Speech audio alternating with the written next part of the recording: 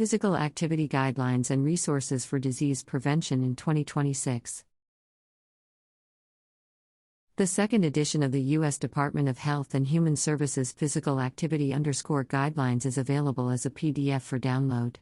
The guidelines are provided by the Office of Disease Prevention and Health Promotion, and provide evidence-based guidance to help people maintain or improve their health through physical activity. They also have released a number of resources that highlight simple steps people can take to get active and eat healthy. While each resource is available in English and Spanish, the physical activity guidelines themselves are currently only available in English. PDF loading. 10 key messages. The second edition has 10 key messages for individuals and families. 1. There are new key guidelines for children ages 3 through 5, and updated guidelines for youth ages 6 through 17, adults, older adults, women during pregnancy and the postpartum period, adults with chronic health conditions, and adults with disabilities. All of these guidelines are evidence-based. 2. Adults caring for preschool-aged children, ages 3 to 5, should encourage at least 3 hours per day of active play, light, moderate, or vigorous intensity. This level of activity enhances growth and development. 3. Youth age 6 through 17 years old need at least 60 minutes per day of moderate to vigorous aerobic physical activity.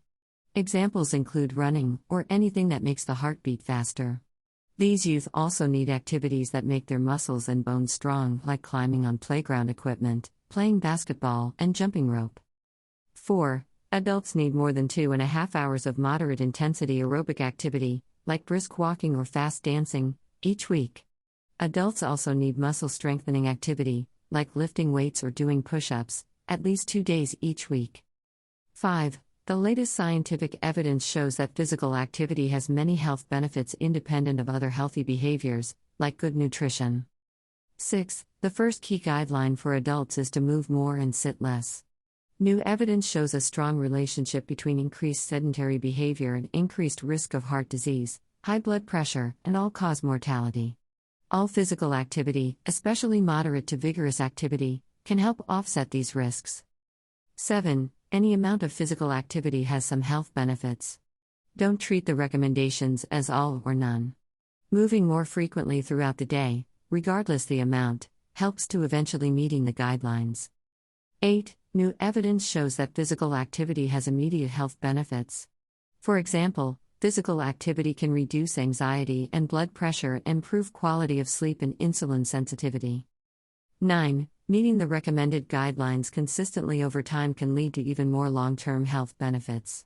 For example, for youth, physical activity can help improve cognition, bone health, fitness, and heart health. It can also reduce the risk of depression.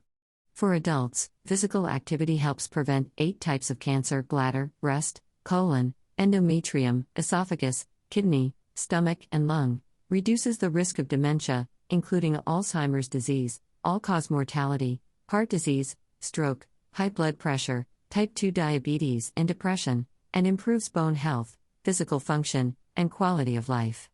For older adults, physical activity also lowers the risk of falls and injuries from falls.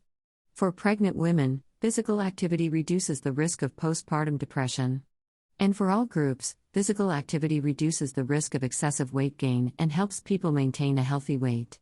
And 10. New evidence shows that physical activity can help manage more health conditions that Americans already have. For example, physical activity can decrease pain for those with osteoarthritis, reduce disease progression for hypertension and type 2 diabetes, reduce symptoms of anxiety and depression, and improve cognition for those with dementia, multiple sclerosis, ADHD, and Parkinson's disease. Additional resources. The U.S. Department of Health has also published resources specifically aimed at different demographics such as adult men and women, older adults, pregnant and postpartum people, and parents. These resources present personal stories of people within each demographic, providing examples of how they meet the recommended guidelines of physical activity in their daily lives. You can find more resources related to physical health by selecting the Primary Medical Care and/or Recreation category tab on our Social Service Utilization Library page. You can find links to the resources mentioned in this episode with a written version of this story on our website at cincinnati.unitedresourceconnection.org. You've been listening to the Cincinnati Social Service News, now available as a podcast on Amazon Music, Audible, Apple Podcasts, and iTunes, YouTube, and Spotify.